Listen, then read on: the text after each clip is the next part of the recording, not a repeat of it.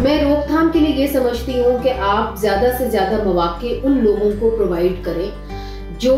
इसके खिलाफ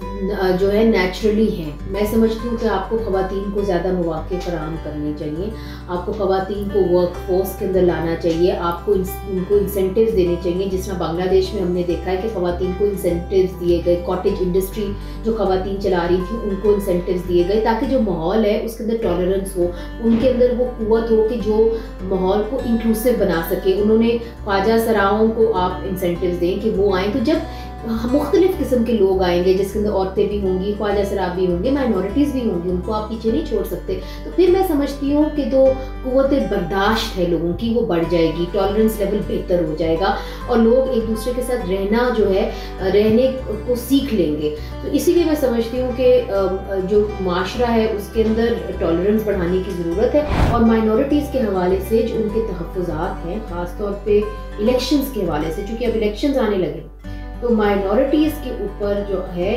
इलेक्शंस के अंदर जो जितनी भी तमाम सियासी जमातें उनकी मंशूर के अंदर होना चाहिए बिलखसूस कि वो माइनॉरिटीज़ के बारे में क्या करेंगे, वो ख़वातीन के बारे में क्या करेंगे, वो ये जो तफरीक है इसको मिटाने में क्या करेंगे।